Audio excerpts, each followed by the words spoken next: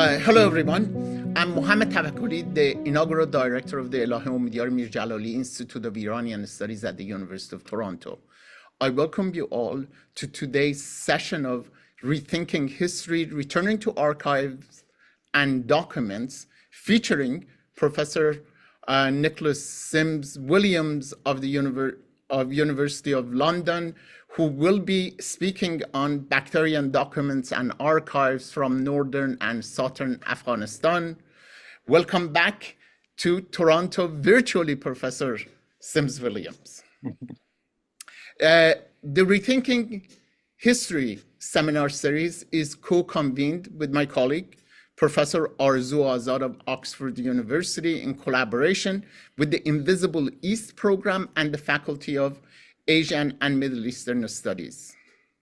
I'm grateful to Professor Arzu Azad for this joint initiative. Regrettably, due to another engagement, Professor Azad will not join us here today.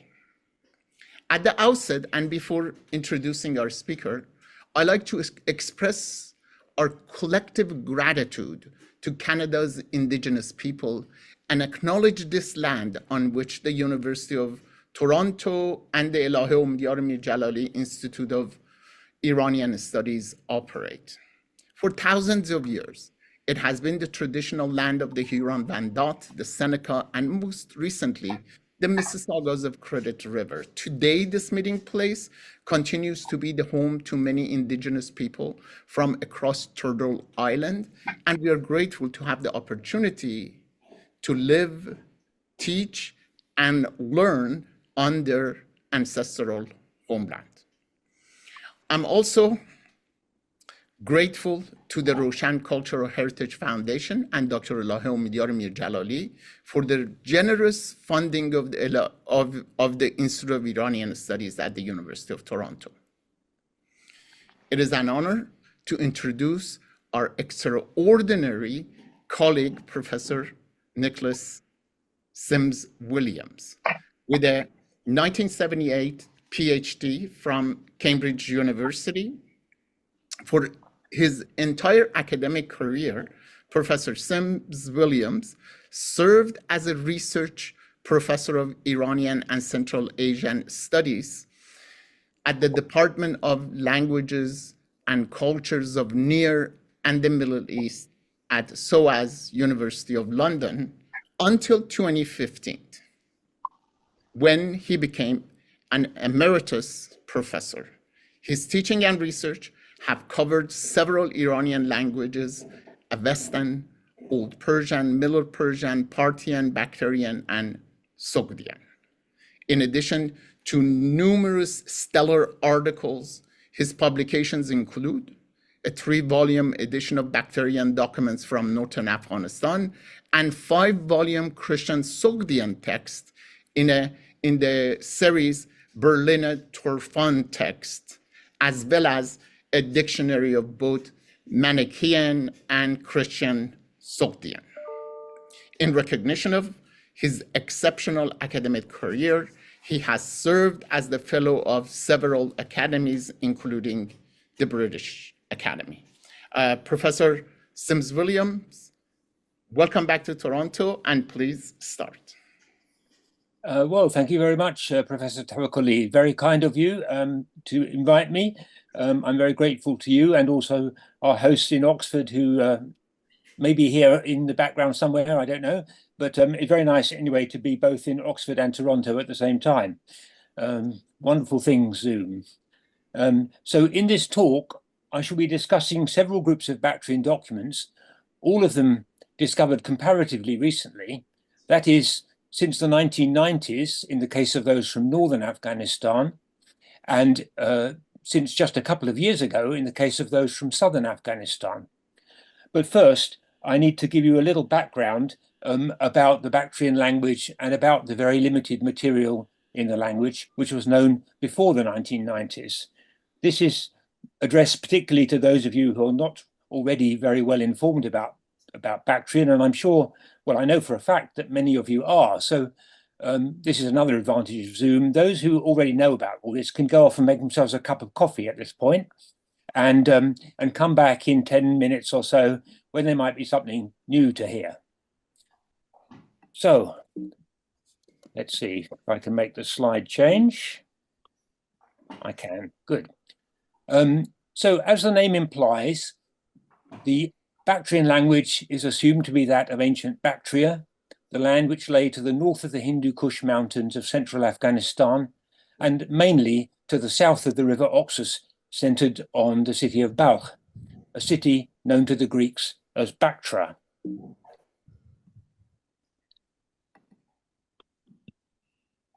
The Bactrian language belongs to the Iranian branch of the Indo-European family, fairly closely related to Persian, Pashto, and many other languages spoken in Afghanistan today, more distantly to Sanskrit and other languages of India, and of course, ultimately, to English and most of the languages of Europe. Amongst the languages of the Middle Iranian period, that is, approximately the first millennium CE, Bactrian occupies an intermediate position between the Western group, that's to say Middle Persian and Parthian, and the Eastern group, consisting of Sogdian, Khwarezmian, Khotanese, and Tumshukese. After the conquests of Alexander the Great, the use of Greek as the main administrative language of Bactria continued until around the beginning of the 2nd century CE, when the Kushan king Vimataktu seems to have been the first to use the Bactrian language, written in Greek script, in inscriptions, and his grandson Kanishka was the first to issue coins with Bactrian legends. Until the 1950s, the names and titles on the coins of Kanishka and his successors were virtually the only known examples of the Bactrian language, or at any rate, the only examples which could be read and understood. That began to change on the 6th of May 1957, with the discovery of the first substantial Bactrian inscription at the site of Surk Kotal in northern Afghanistan. The inscription is 25 lines long, neatly written and perfectly preserved. What you see here is an impression, a photograph of an impression. It was published very quickly, and in 1960, the text was to a large extent interpreted by the great Iranist W.B. Henning, one of my predecessors as professor at SOAS, London. While the Kushan coin legends and the Surk Kotal inscription are written in a monumental type of Greek script, rather like the capital letters of modern European scripts, in later periods, Bactrian was written in a locally developed cursive script. This script was attested on coins from the Sasanian period onwards, that is, from the 3rd to the 8th century, and even on a few scraps of paper manuscripts from the Turfan Oasis in Chinese Xinjiang, like the one shown here. But the cursive script of the coins was only partially legible, and attempts to read the manuscript fragments were almost entirely unsuccessful.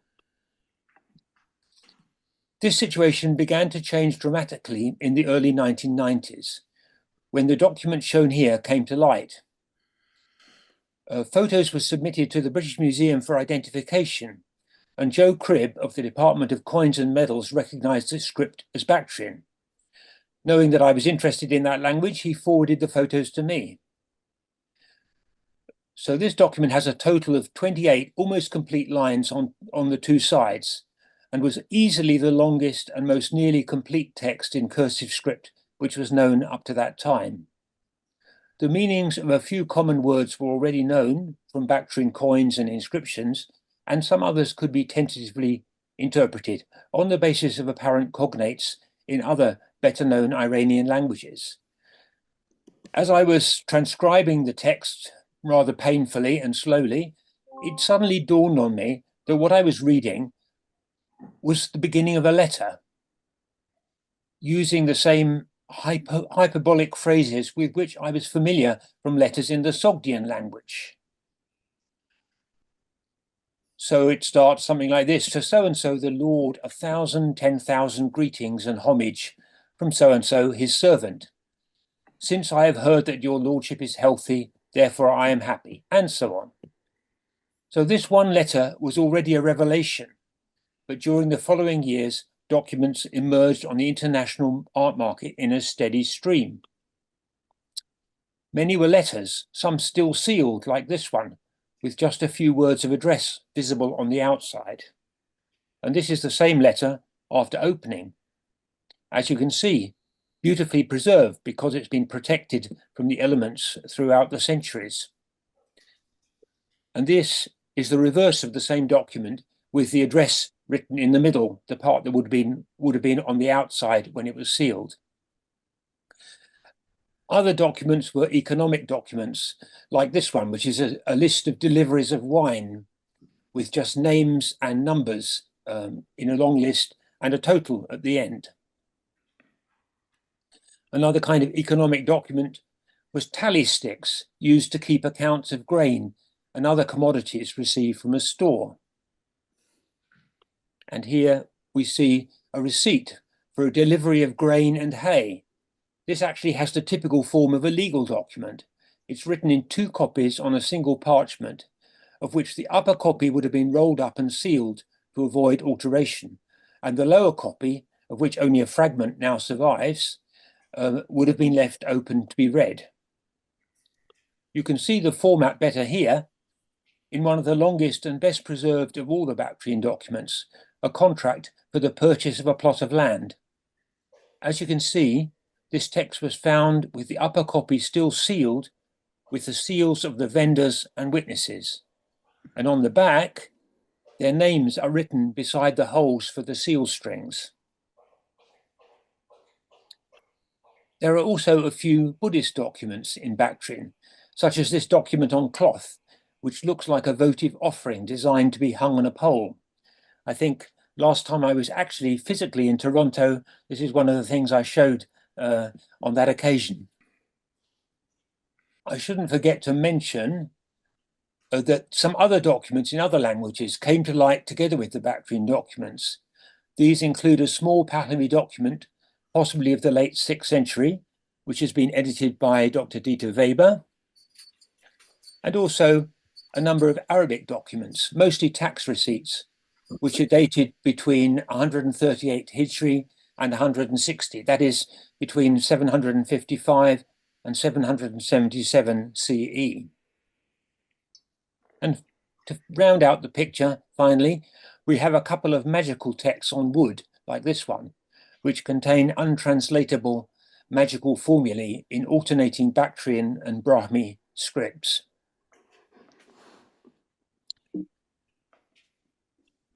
Well, many of these documents are dated in a previously unknown era, which probably began in 223 CE, or at any rate, I think everyone would agree, must have begun within a few years of that date.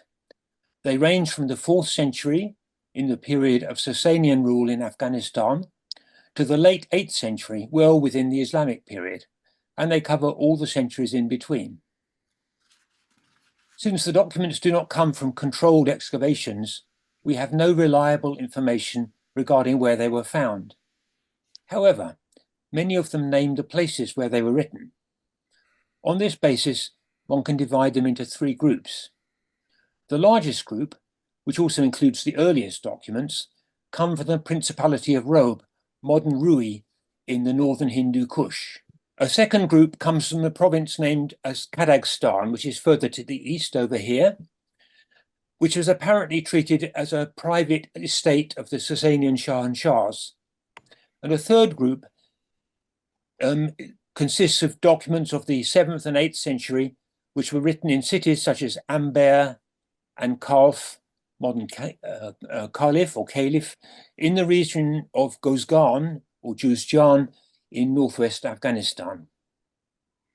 Considering that all these documents, more than 150 in total, appeared on the market over a short period of years, and that no similar document had ever been seen previously, it seems likely that they all result from a single find, or at most a few finds. But supposing that all these documents in Bactrian and other languages constitute a single find, does that imply that they're an archive? Early in my work on these documents, I concluded that the documents from Robe belonged to the archive of the ruler of Robe, who bore the title Khar. legal documents are drawn up and signed at the court of the Khar, who is sometimes said to take cognizance of the transaction, if that phrase has been correctly translated. People identified as the officials or subjects of the Khar appear as witnesses or as parties to a contract. Members of his family, who bear the family name Khahran or Khahragan, meaning belonging to the Khar, are directly involved in transactions, giving loans or issuing receipts for disbursements of grain and hay. Moreover, since very substantial fines for breach of contract were said to be payable to the royal treasury, it's reasonable to suppose that copies of contracts would have been kept in the royal archives. As for the letters, only one is actually addressed to the Khar of Robe himself, but many are addressed to members of his family. A very significant feature of the collection is that many of the letters were still sealed when they were found, indicating that they were never read. In individual cases, one could imagine that a sealed letter was never delivered, or that the recipient failed to open it, but such cases would surely have been rare.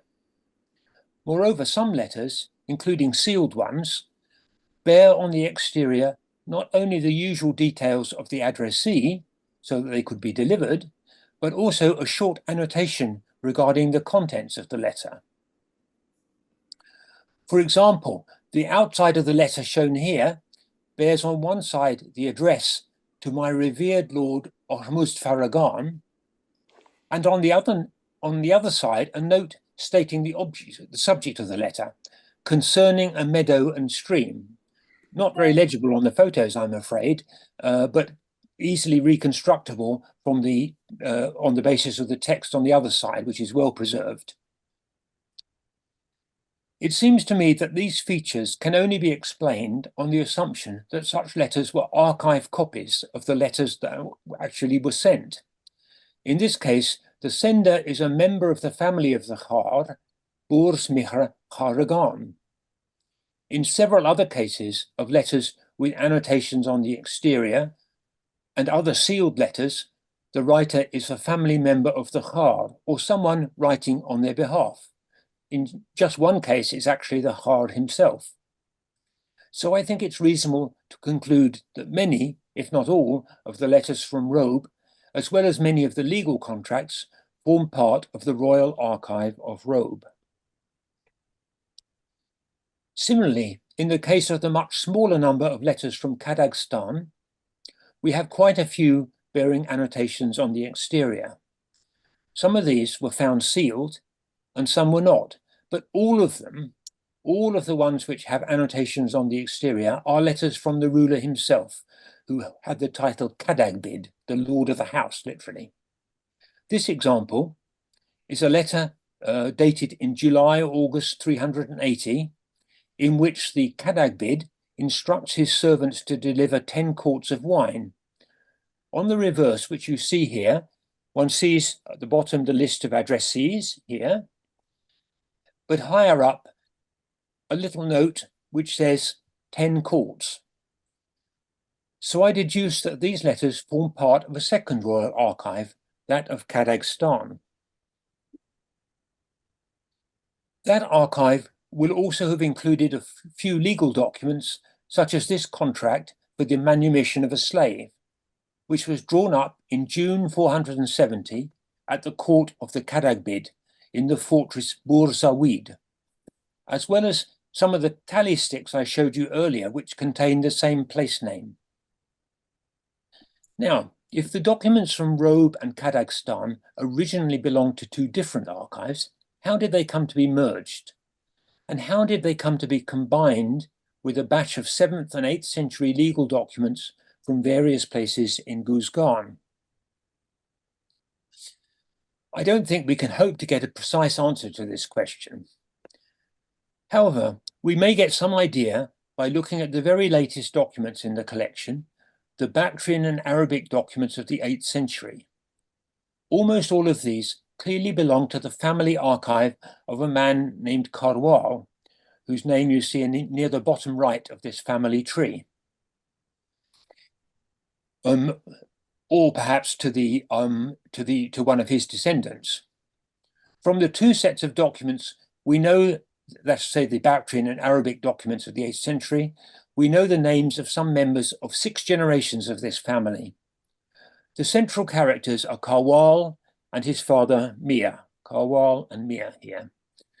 Mir was the youngest of 4 brothers who formed the 4th generation that we know of this family.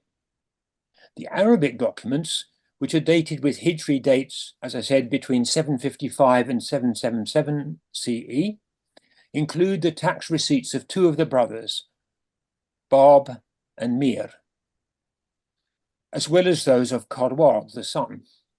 They also include a survey of land belonging to Karwal and documents belonging to the dowry of his sister Hamra, who should be over on the far right, though I can't actually see that on my screen because it's covered by the pictures of the audience, but I hope you can see it. The earliest document relating to this family is a Bactrian document which is dated 700 CE, in which a queen, the consort of the Turkic ruler of Kazakhstan, grants the priest Kamir-Tfar, son of Bake, a piece of land and a slave girl as a reward. So here's Bake, the father, and here's Kamir-Tfar, the priest, who receives the land and the slave girl. The next document is a lease dated 717 or 713, in which the son of the priest Kamir-Tfar, so a second Bake, takes out a lease in perpetuity for a vineyard in Robe. So by 713 at the latest, the family already has property both in Kazakhstan and in Robe. In the next Bactrian document, which is dated 747, the younger brothers, Wahran and Mir, these 2, buy a further plot of land, agricultural land in Robe. And 3 years later, in 750, a quarrel between the brothers Wahran and Mir on the one side and their elder brothers Kamir-Tfar and Bab on the other side is brought to an end, at least temporarily, by an agreement that all 4 brothers will share the family property and that all of them, except for Bab, very strangely, will share a woman named Zeran, who is apparently a Sogdian slave. This agreement, which was made under the auspices of the authorities of Kazakhstan, did not last. Just 5 years later, in 755, it appears from the very first of the Arabic documents that Kamir-Tfar, here, now converted to Islam under the name Said, has gained or regained sole control of Zeran, whom he emancipates together with their 4 children. And the very last Bactrian document, dated 771, in that document, the ruler of Kazakhstan grants Mir, the youngest brother, immunity from responsibility for the debts of his brother Bab. In 2 Bactrian documents, including this one, Mir is described as a man from a place named Asp, the very place where the Queen of Kazakhstan had granted land to his grandfather, Kamir-Tfar I, the priest who healed the Queen's son. In the Arabic documents, however, Mir bears the Nisba al-Bamiani, presumably indicating that he also possessed property in Bamiyan, in the southern Hindukush. Thus his son Karwal presumably inherited estates in at least 3 areas, Robe, Kazakhstan, and Bamiyan.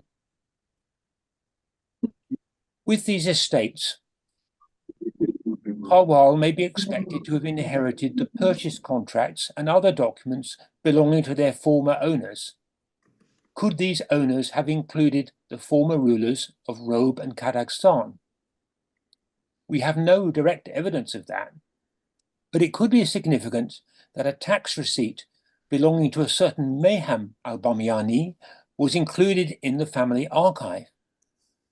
We don't know exactly how Meham was related to Karwal, but in view of the local tradition of naming the firstborn son after his paternal grandfather, it's very likely that he's a descendant of a certain Mayam, son of Bake, the addressee of a much earlier 5th century letter.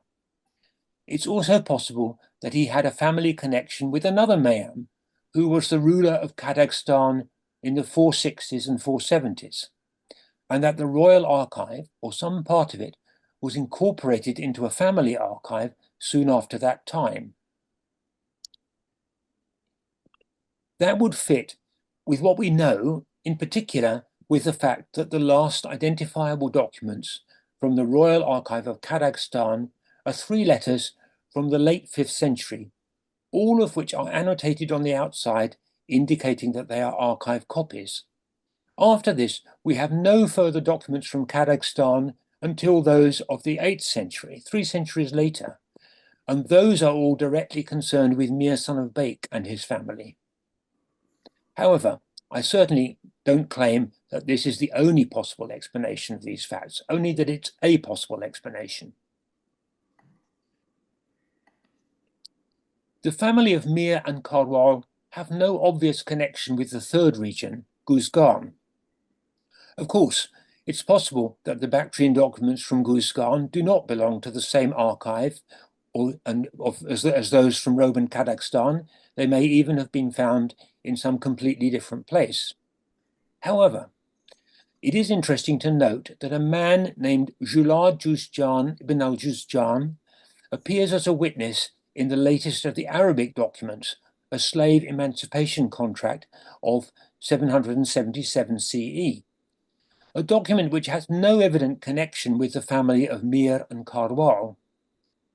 In this document, the name Julad Juzjan, son of al-Juzjan, appears, and it almost certainly implies descent from the kings of Guzgan, one of whom bears exactly the same name in the Bactrian form Julad Gozgan on coins such as the one illustrated here. One could speculate, and it is only speculation, that a descendant of the former royal house of Guzgan married into the family of the wealthy landowner Karwal, and that the documents concerning his properties in Guzgan thus became part of the same archive. One of the documents he brought with him would have been this document, a contract dated in 705 CE, recording the gift of certain revenues to 3 brothers, the youngest of whom is another person bearing the name Julad Gozgan, perhaps the grandfather of the witness to the Arabic document. Well, time now to leave speculation aside and to turn rather more briefly to the recently discovered group of about 30 Bactrian documents in a private collection in London, which clearly do form an archive, since they all appear to be letters addressed to a single individual, a man named Sansid, probably to be understood as the Sanskrit word sansita, meaning accomplished or contented. The documents in question are written on birch bark rather than on parchment, as in Northern Afghanistan, and they almost certainly derive from somewhere to the south of the Hindukush, though as usual, we have no information about the find spot. Together with Franz Grenet, I recently published a preliminary report on this collection, including an edition and translation of 5 sample texts in the bulletin of the Asia Institute. Excuse me, let's take a little drink of water.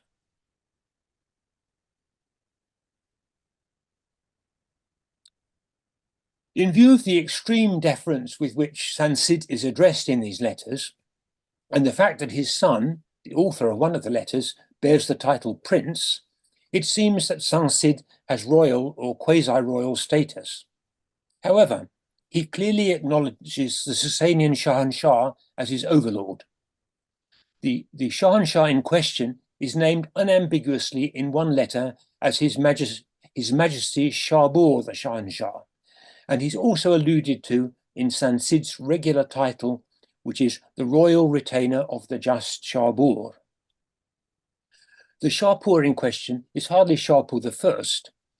Both paleographical and historical considerations suggest that the letters date from the late 4th century, in which case the Shahanshah may be either Shapur II, who ruled from 309 to 379, so nearly the whole of that century, or Shapur III, who ruled for a short time 383 to 388.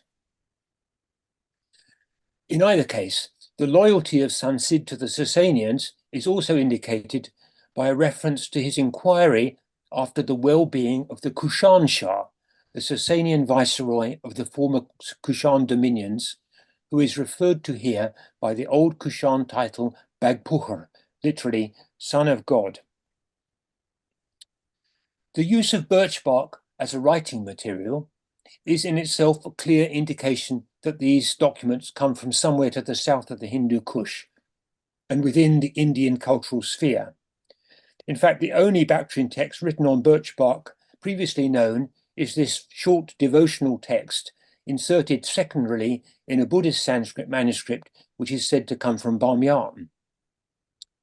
The fact that this new collection of documents on birch bark come from somewhere to the south of the Hindu Kush, within the Indian cultural sphere, is confirmed by the fact that a few documents in Indian languages, written in Brahmi and Kharosthi scripts, are found in the same collection.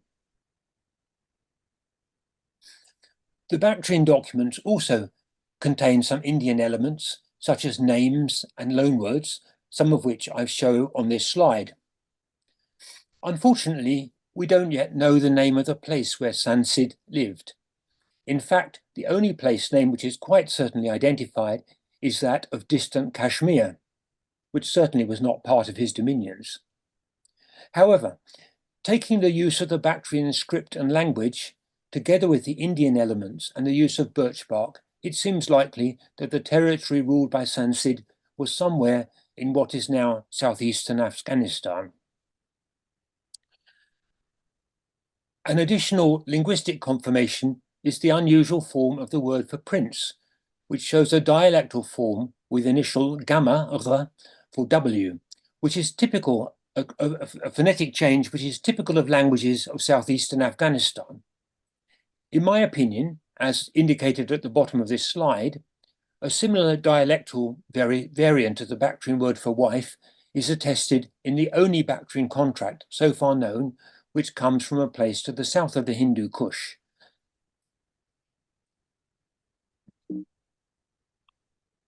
This new collection of letters requires a good deal of restoration work before it can be fully read.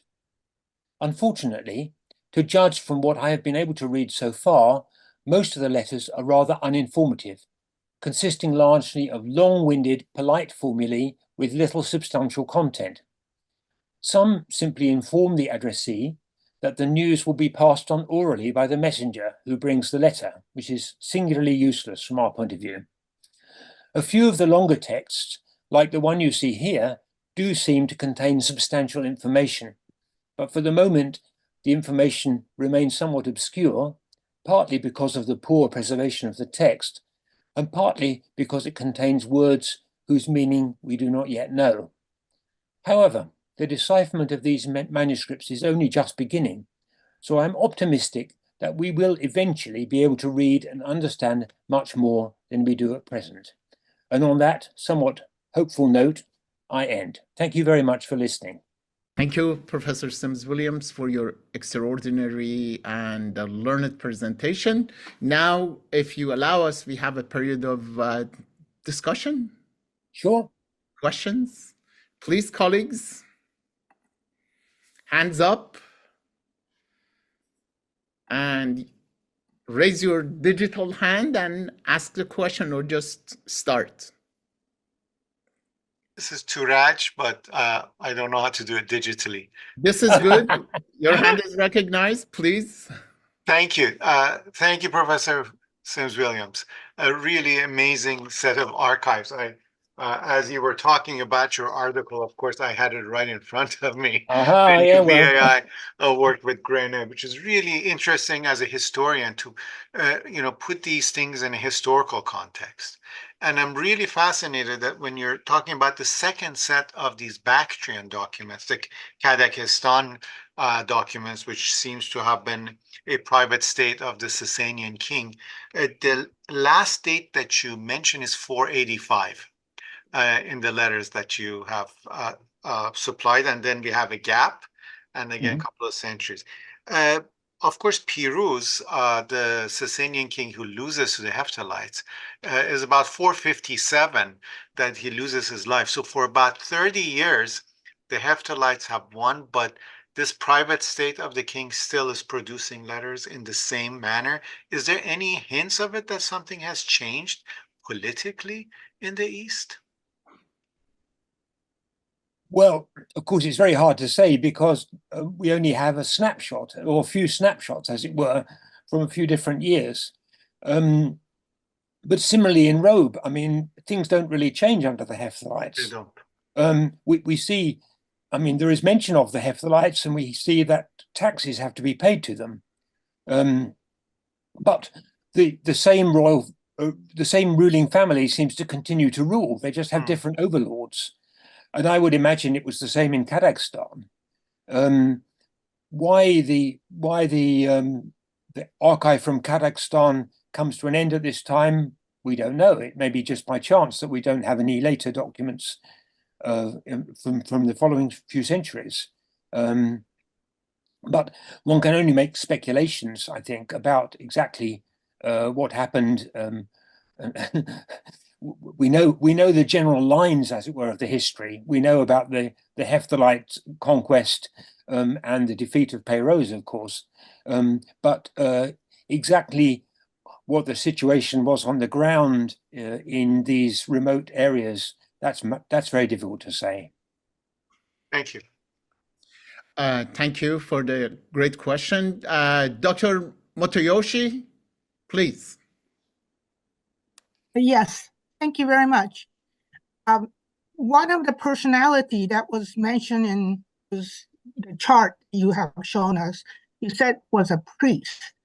Yes. Can you tell us, like, he was what kind of priest, and maybe sort of like the religious makeup in that area? Like some of them converted to Islam at the end, towards the end. And then before that, were they like Zoroastrians, or were they like Buddhist, or do you have any indication of what kind of religious mix was going on at that time in that region? Well, as I mentioned at one point, we do have a few Buddhist documents, so there were certainly some Buddhists, and of course we also have the accounts of various travelers, especially Buddhist pilgrims who traversed the area and who refer to the fact that some, at least, of the population were Buddhist. But the traditional religion of the area was a form of Zoroastrianism, for sure, and that we can tell. For instance, we don't have much in the way of Zoroastrian religious documents. There is just one letter that is actually addressed to the god Mihr, the god Mithra, presumably meaning to his temple or to the priest of his temple. But we know many of the names, for instance, of people allude to the gods of the Zoroastrian pantheon. As for the specific case of the priest I mentioned, the word which I've translated there as rather approximately as priest is kaid, and that word is known. It's attested in Chinese sources, in Chinese transcription, as the name of the people who worshipped the god June, and it may well be that the priest in this case, the priest Kamir was a priest of that particular god. June is probably the god we know from Western Iran as Zorvan, the god of time. Okay. And so he's part of a variety of Zoroastrianism, if you like, of traditional Iranian religion, perhaps, to put it more precisely. And this particular priest apparently had healing powers. In what way he healed the child, we don't know. Whether it was more with what we might regard as medicine, that's to say herbs and so on, or whether it was something more magical or religious, I don't know. But at any rate, That's probably all I can really say about that particular character. Thank you very much. Fascinating. Like, just Thank so you. much going on. Thank you so much. Thank you. The next question is from Kevin Van Bloddel, please. Hi, Kevin. Hello, Nicholas. Thanks for this state-of-the-art presentation. I've been so excited to hear about these birch bark Bactrian texts, and I wonder if you have anything to share, not yet in the article, in a general or a specific way, about differences between the first batch, which you have been presenting to us for a couple of decades, and this new batch. And in particular, I'm thinking about potential dialectal differences, grammatical differences, and then in usage differences of formulae. Of course, you mentioned some geographical names and that sort of thing, which one would expect, I suppose, from documents coming from a different place. But I'm wondering about the differences potential in language, or if they are identical in language. That's quite interesting in itself, isn't it? Yes, well, they're not identical. I mean, I mentioned one case of what appear to be some dialectal forms. So that's one particular feature, but it's not, on the whole, the differences from the documents in parchment from the northern Afghanistan. The main differences are just matters of orthography, it seems. There certainly are some peculiarities. For instance, in the Greek script, the letter sigma is used both for in Bactrian for both for the sound S and for the affricate ts. And in these documents, quite often one finds a double S written to indicate the ts sound, the affricate. And that is not a feature that's found at all in the documents from the north. So it seems to be a local feature. But on the whole, the writing is very similar. You can't probably tell from this, the picture on the screen, because the writing is very small, but you know, it's not obviously a different style of writing, and the language and the formulae seem to be very much the same. Not quite the same. One difference, for instance, is that in the greeting formulae at the beginning of the letters, these letters often use the word immortal as a sort of honorific term, and that's a word that was previously unknown, but it's very common in these letters. But to what extent that might be typical of all Bactrian from south of the Hindukush, one can't say, since it's a group of letters written all to the same person, and presumably by a limited number of writers in the same area. It could be that it's a very local tradition. Yeah, so until we have a lot more material, and of course we're always hoping for more, it's probably a bit, the amount of deductions you can make from it is probably rather limited. Thank you very much. Look forward to seeing you in the future. Thank you. Thank you. Any other questions? We have, yes, please, Professor Schwartz. Yeah, thank you. I couldn't find a hand. Nicholas, this is a really wonderful presentation, as always. As for many decades, you continue to give us so much interesting material. Thank you. Thank you. I have a couple of questions. Speaking of dialectal variations, I was intrigued by this har, or har, as perhaps the underlying form seems to be, that couldn't come from kshatra ordinarily, because you would expect the sh as in the word shah, written shah, meaning king, but, or perhaps in Khwarezmian or some other language, the sh cluster could become ch. No doubt you've thought about this, and probably I'm barking up the wrong tree, but in that there is an H in derivatives of the form. My first question, is this somehow related to kshatra, to the ancient? Yeah, I think Yes, thanks, Martin. I think it's from kshatriya. Uh-huh. It's a derivative, at any rate, of the word kshatra, which is Bactrian shahr, meaning, well, it means town most usually in Bactrian, but of course it can also mean realm, empire.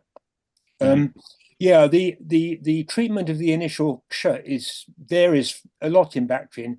There are other words in which initial ksha becomes simply kh. For instance, the word for night is hab. As very much like Kharesmian. So Yeah. it seems that I mean, either one needs to find some specific phonetic context which leads to different developments, or one has to assume that what we're dealing with is a language with a sort of dialectal mixture in it, which is not unusual, of course. I mean, we know that Persian has at various stages has a mixture of Parthian forms as well as genuine Persian forms and so on. So at any rate, I don't think there's any doubt myself that the word khar, the ruler, comes from that root. And other forms of it are attested in Arabic and Persian documents. Rulers in this area are often called sher, which is probably another version of the same word. It's then interpreted by people who knew Arabic as being the word for lion and is translated as Assad, but it's actually probably the same word for ruler. Two more questions. There is a curious name, Kamir-Far, which looks like the word for head plus glory, glory head. Is that what it means? Yeah, well, the god is called Kamir. Oh, the Kamir. The god, yeah. So the queen who gave the gift to the priest also gave a gift to the god who had healed her child. So that's Kamir, so he's obviously the chief god. It's a sort of epithet of the god, the head. Yeah. Pejorative word in the West, Kamirda. Yeah, here it's a fine word. Finally, you mentioned a document. If it's published, I'm sorry I haven't seen it, but about wine, and just on the strength of the Persian word mol and the word like lert, meaning the dregs of the wine. I've assumed some kind of Bactrian, important Bactrian wine culture that influenced Sogdian. Do we have a number of recognizable wine words in that wine document? I assume we have mul. We have mul, which means wine, and we not in that document, but elsewhere we often have reference. We have the word ruzk, which means a vineyard. So I mean, cognate with Persian raz, as in Shiraz and so on. Yeah, I mean, wine was obviously grown there and consumed there. Some documents refer to the drinking of wine, and actually, in the very earliest Bactrian inscription, the one at Dashti Nawur in South Afghanistan, which probably dates from around 105 CE. The latest reading suggests that actually refers to the drinking of wine in a religious ceremony on the mountaintop. So you may or may not have seen that recent discussion by a group of young scholars in Indo-Iranian Journal. I haven't. No, it's finally, very worth reading. You mentioned Shiraz. I'm curious because I have in mind that in some Pahlavi document, the name Shiraz is written as though it were Tirach. So I've wondered about perhaps what the first element of Shiraz is. Do you have any idea? Is it an original S with sh secondarily because of an old j at the end, or what? I think there is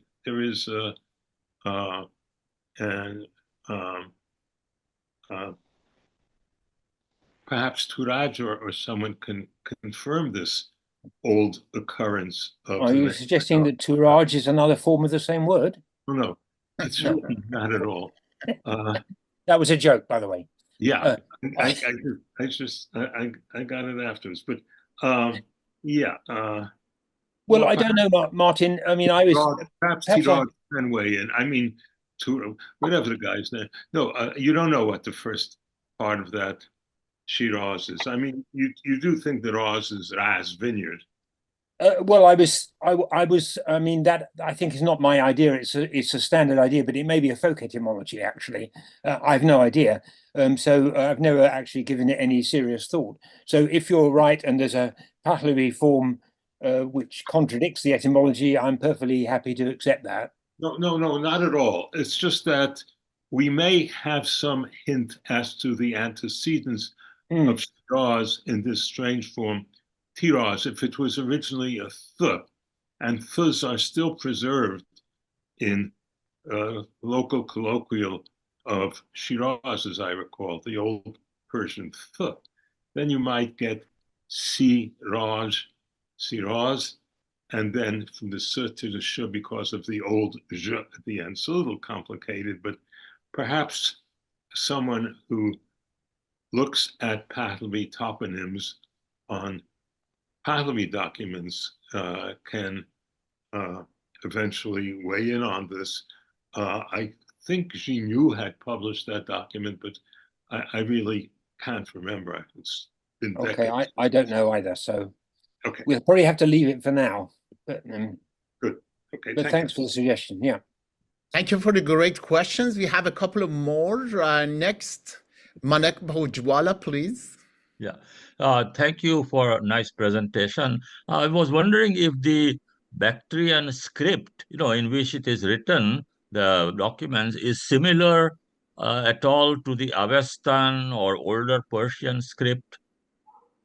No, it's well, I suppose it's very distantly related, but it's Greek script. It's a cursive form of Greek script. I see. In the earliest Bactrian documents that we know, in the earliest inscriptions, it's very obviously the Greek script written in more or less like capital letters. I see. But this is a later development of that into a cursive, which is very different from anything you find in documents in Greek language, but it's definitely, that's its origin. Okay, thank you. And another question from Philip Latif, please. Thank you very much for the presentation. It was awesome. I spent many hours with your last collection, so I'm endlessly excited to hear about documents from south of the Hindukush. I just want one or two questions. I'm just trying to milk this as much as possible. You mentioned at least the identification of an inhabitant of Razna. So I suppose Raznogi or Raznagi. Have you yet been able to read who this is? What is the context of this Raznagi? Also, I wonder if you could mention as a second question, if we know anything else about the batch itself, if you could tell us something more about the Brahmi and the Kharoshti documents, what they include, just besides just being general Buddhist in nature, I suppose, or maybe Hindu. Do we know where they came from to this private collector at all? Thank you. No. Well, to answer the second part of the question, I mean, I'm not a specialist in Indian languages, and so these documents in Brahmi and Kharoshti, they're being looked at by specialists. Richard Salomon, Mark Allon, and Ingo Strauch are all taking an interest in them, but I'm awaiting their results, basically. I do know that at least one of the documents is a letter. It may the names in the letter look as if they may be related to the names of the people in the Bactrian documents. They're not the same. It's not that it doesn't seem to be the same person, but maybe a name containing some of the same elements, which might suggest a family connection. But that's just a speculation at the moment. So I can't really tell you much about what's in those Indian documents. We're waiting for a proper edition. As for the history of the collection, well, nothing is known basically. I mean, the owner tells me that they've been in London since soon after the Russian invasion of Afghanistan, so a long time ago. And they've been simply in a safe, basically, being kept safe and were more or less forgotten about. But as to where they were originally found, there's simply no information about that. Somewhere in Afghanistan, presumably, but beyond that, we don't know. I didn't quite understand the first part of your question about someone from Ghazni. Are you referring to the inscription of Tangi Safedak, perhaps? Because there's no mention of Ghazni in these new documents, I don't think. Okay, maybe I misunderstood. I'll just see what I read. You mentioned place names Yeah. in these documents, and Oh, one being a word spelled gamma, alpha, zeta, N, O. Oh, yeah. Okay. I just forgotten that I'd actually put that on the slide, actually, because when I showed the slide, I wasn't looking at it. Of course, I was looking at my text. Yeah, okay, so I'd forgotten that. Yeah, so there is a word which could be, it could refer to that place, but as I've said, I've written that with a question mark. I don't know for sure whether it is Ghazni. And the problem about it partly is, first of all, is it a word referring to a place at all? And secondly, there are many places which contain some form of the word Ghazn, meaning treasure, in their name. So, I mean, there are places all over the Iranian-speaking area called Ghaznak and similar things. So it's hard to know for sure whether it's the same famous Ghazni city in southeastern Afghanistan or not. Yeah, sorry, I'd forgotten about that. You're quite right. Maybe this is a Turaj thing, I suppose, but it would probably, if correct, then this would push back the attestation of Ghazni, the history of Ghazni for hundreds of years, I think. I will leave it there. Thank you very much. Okay, thank you.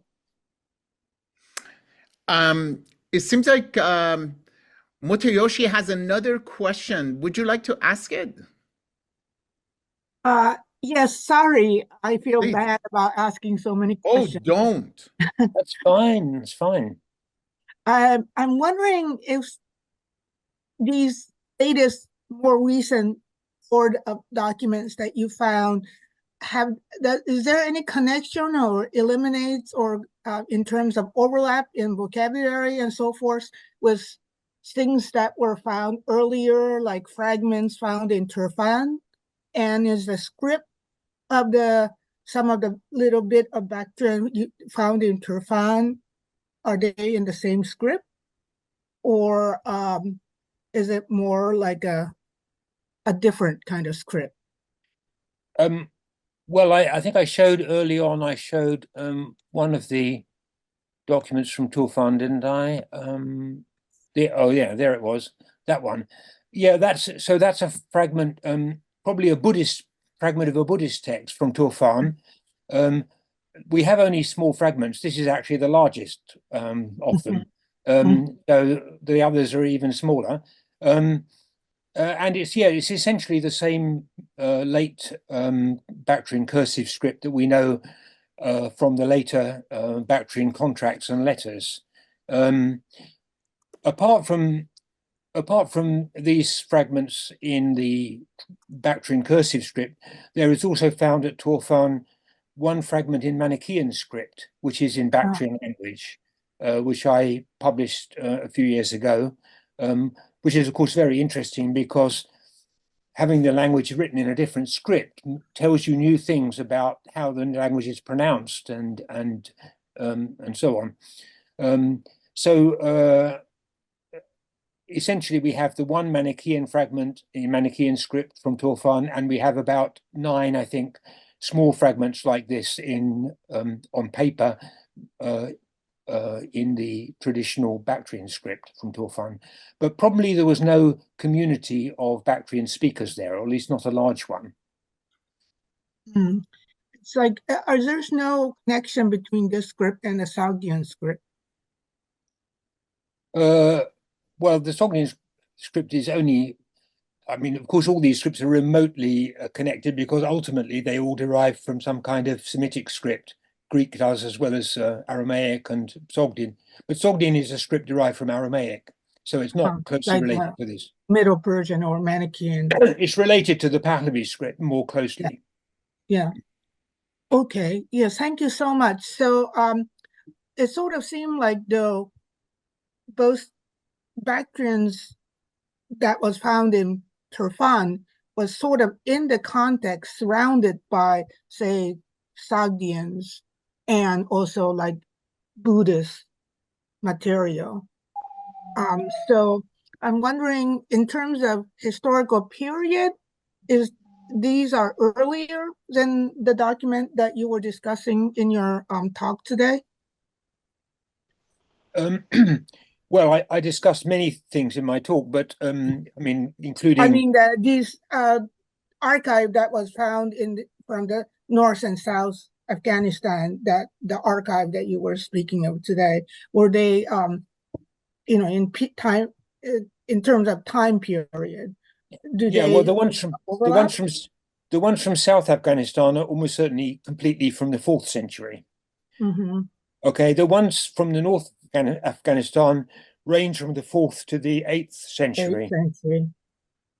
Or even possibly to the 9th century in the case of the very last ones. These documents from Torfan probably are very late, 9th century maybe. I see. So after the Muslim Islamic incursion. Well, yes, but of course Islam hadn't reached that part of the world yet. I see. Thank you. It's sort of interesting how these kind of dot connects. Yeah. Thank you for the question. And the last question comes from Dr. Iris Kolditz.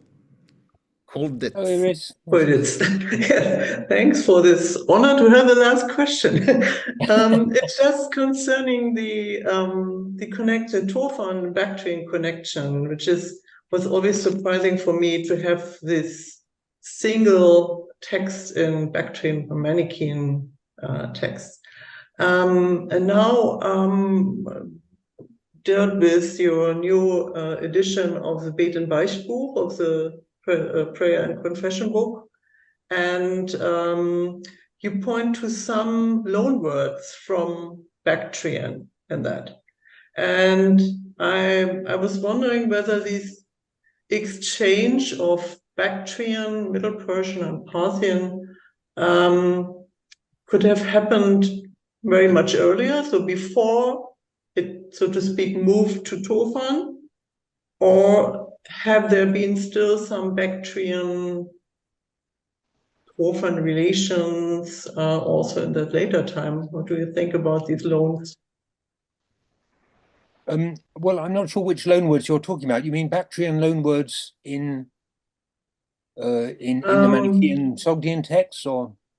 I'm not very sure now which words exactly that were, but there were some cases in the footnotes where you point to that it could be a Bactrian or it is a Bactrian loanword. I should look it up, which words exactly. Yeah, I'm not quite sure which you're speaking of, but there are. Okay. I mean, the Manichaean Sogdian texts do have a number of technical terms which are very strange, in that they are neither native Sogdian forms, nor are they forms simply borrowed from Manichaean, Middle Persian, and Parthian. So they seem to be Iranian words, but belonging to another Iranian language. And of course, when one's looking at words from some strange Iranian language, Bactrian is one of the places to think about looking, because we only know a limited amount of the vocabulary of Bactrian. And so other words which aren't necessarily tested in Bactrian texts might turn out to be Bactrian. But of course, that's very hypothetical unless they've got the particular phonetic characteristics that we know identify Bactrian words, especially, of course, the change of an older D to an L, which is one of the most characteristic features of the Bactrian language. Though it's not exclusively Bactrian, of course, I should say. We have same thing in a number of other languages. So it's not enough in itself to identify a Bactrian loanword. Thank you. Thank you for the great last question. Professor Sims-Williams, thank you for your exceptionally learned, illuminating, and engaging lecture. We look forward to having you back in Toronto in person in the near future. That would be very nice. Thank you very much. And thank you everyone for joining us. Have a lovely day. Thank you. Thank you. Bye-bye. Merci Bye. beaucoup. Au revoir.